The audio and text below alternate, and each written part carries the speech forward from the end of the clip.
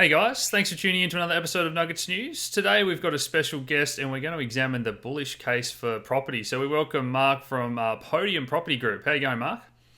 Good, Alex. Thanks for having me. No worries, and thanks for reaching out. I guess we've been pretty bearish and we've presented that case, so you wanted to sort of present the other case. So you wanted to start off with what's come out of the Royal Commission, I guess. Yeah, so it looks like, as many people know, that mortgage brokers were really thrown under the bus. Number one, Yeah. I can tell you that I probably get most of my referrals being in the property game from mortgage brokers. And I think, yeah, they were really given a bit of a bad run. Mortgage brokers are there to almost act as like a barrister or a lawyer would in a court of law. You don't go in there to represent yourself. You have a mortgage broker to represent you to the bank and get you the best sort of deal. So I think that they sort of got a bit of a raw deal. We'll see what kind of shakes out after the election. But the biggest thing that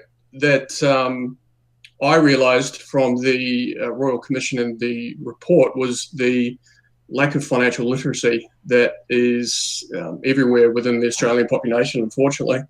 That was what stuck out. And there was no mention, as far as I know, and you can correct me if I'm wrong, that there's no mention in the report or any of the articles really that I've read that has mentioned anything about financial literacy, what the government are going to do or what anyone else is going to do to help sort of fix that problem. So I guess to expand on that a little bit, if there was one thing that you'd love the public to understand more, or is there just a general misunderstanding of interest rates and that sort of thing? I would say that most Australians that I deal with don't really understand property investment. They don't understand market timing. And they also, most importantly, don't understand what money is. So you and I kind of understand what money is. Money is debt, essentially. So people are out there working a job 9 to 5 and they're trading hours for dollars. Property investors, and they're saving money and they're putting it in a bank account, so they're losing. Okay, they're getting eaten by taxes and inflation. Property investors know how to make their money work for them. It's as simple as that. Property's gone from being, the pretty girl at the dance over the last sort of few years, or up until a few years ago, and now it's kind of not the pretty girl at the dance, and that will change. But what people need to understand is that if you're saving money and you're working 9 to 5, working hard, is that's not the way to go forward. As long as we're in a debt-based economy, where money is debt, and private banks like CBA, all these other banks around the world are creating around about 99% of the money in the market, you need to be an investor. So you're If kind you're of saying not, it's the only way to get in front of the eight ball rather than working a 9 to 5. exactly. And mate, I totally agree with you in regards to, if Bitcoin and other cryptocurrencies went up by quite a lot, I would make enormously amount more money than if the property market goes up 10, 20, 30%.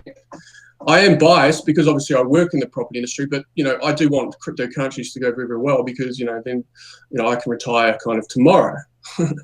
So I am biased. I do earn my living doing that. But the problem with dreams is reality. We have to live in reality. I personally don't think that it's going to change anytime soon.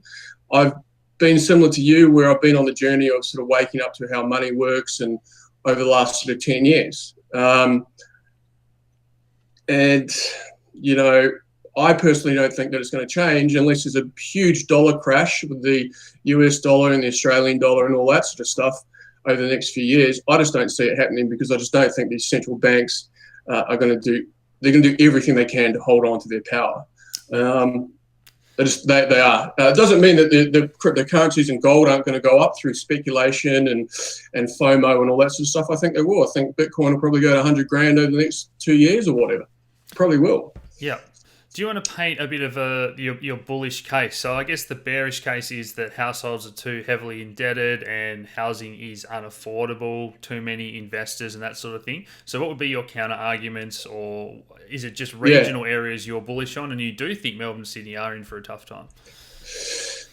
Well, it's a complicated question in the sense that it's cyclical. So One of your videos that you put out was on the 4-year big cycle of Bitcoin. Yeah.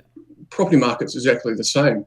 The trouble is that there's property markets within property markets all around Australia. So within Sydney, there's hundreds of different property markets, same in Brisbane.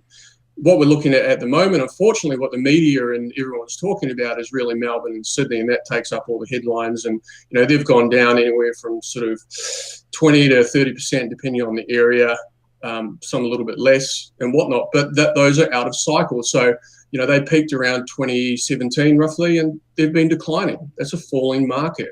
Yeah. So, yes, you probably wouldn't want to buy in there at the moment, but there are some good areas. You know, if you have a look at Adelaide, for example, it's got very low unemployment, high owner-occupied proportion of around about 65%, roughly.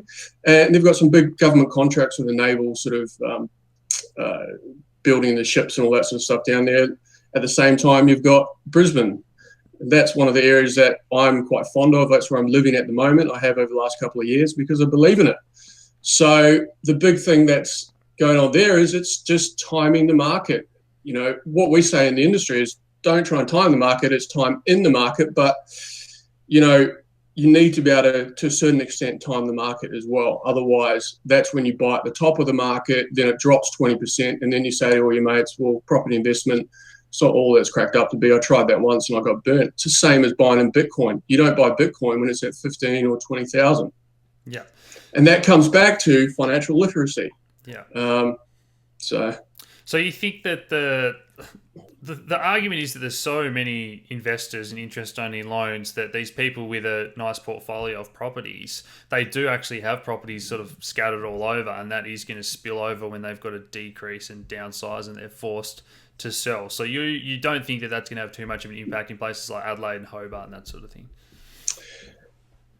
Well, again, it's not saying that it's not going to happen in certain pockets around the country or in these cities, but as a general aggregate, no, it's not going to, in my opinion, because mate, they've been doing interest-only loans really for the last few years. Owner-occupiers have been ticking up quite nicely.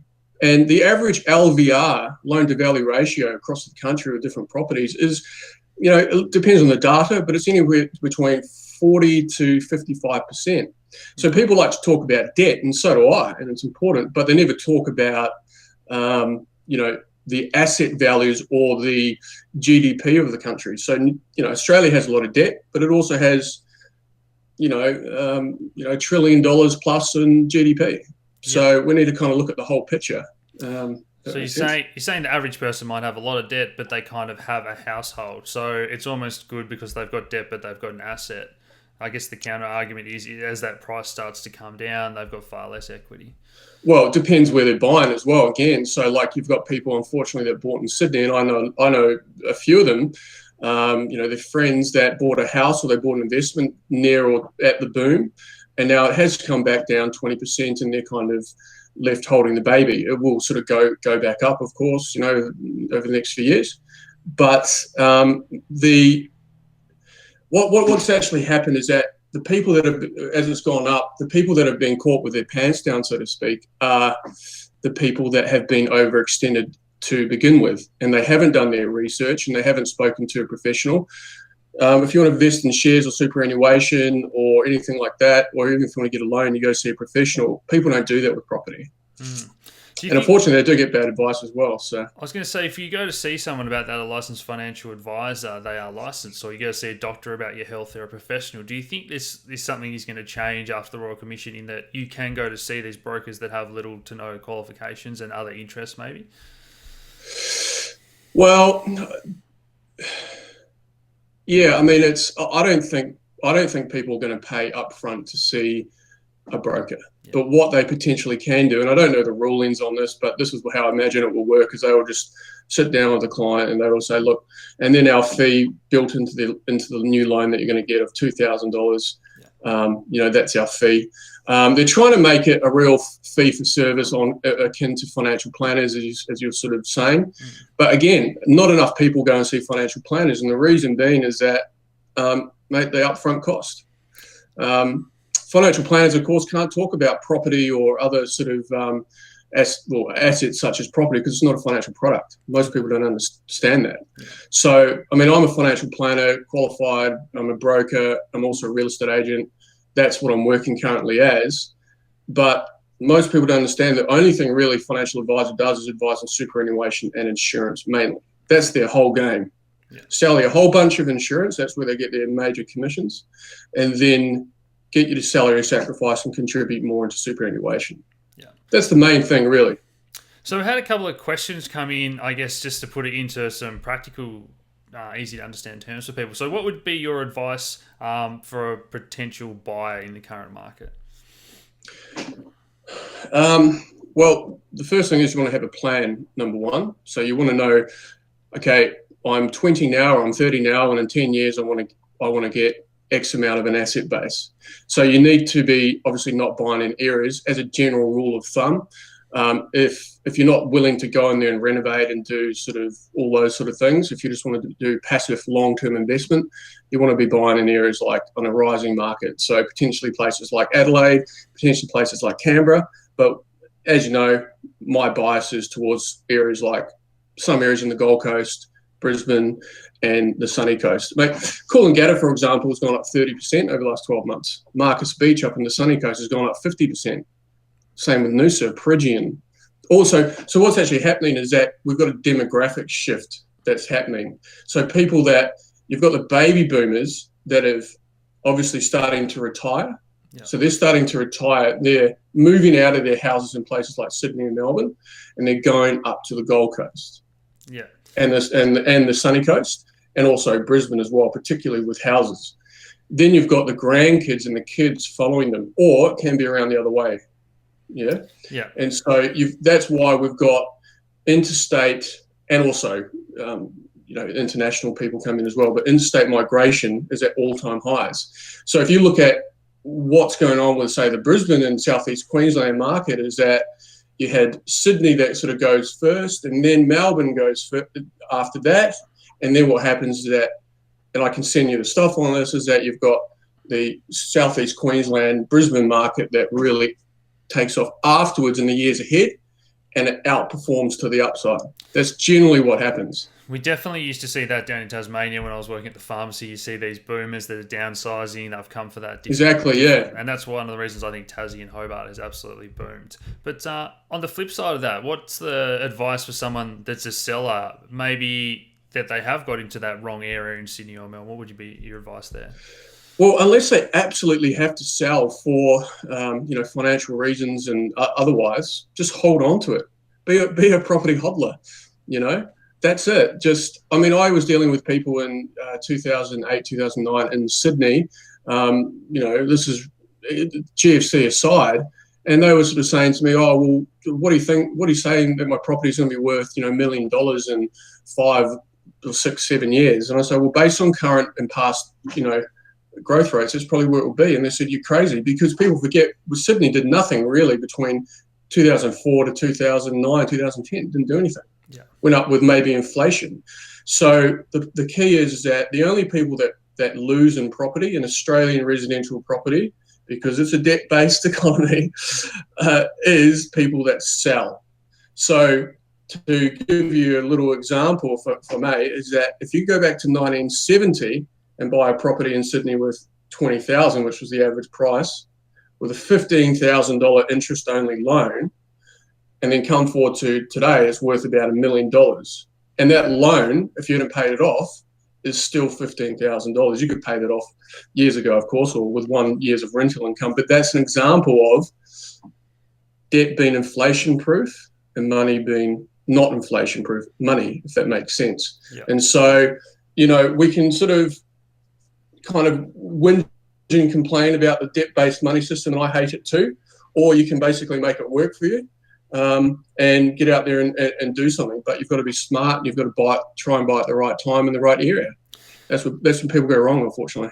And do you have any thoughts on those that say the economy's getting weak, it's going to be hard for households to service their debt, and that really great growth and immigration that we've seen might be slowing down? Well, again, it's cyclical as well. And, when population growth slows or the property market slows or whatever it might be, they just turn on the immigration taps again. You know, I've heard you say before as well, and you're right. All these politicians and everyone else has all their retirement savings and wealth tied up in property. So what are they going to do? They're not going to let it. They're going to do everything they can to keep at least propping it up. Yeah, I think the average So politician has 2 or 3 houses. well, exactly, and so that's their wealth. The other thing is that people say, well, China's growth rate with their GDP is slowing down and that sort of stuff. But what they don't realise is that it's off a larger base now. So 10% growth a few years ago on a $1 trillion GDP versus 5% on a $12 trillion GDP. Yeah. Do you know what I mean? Yeah.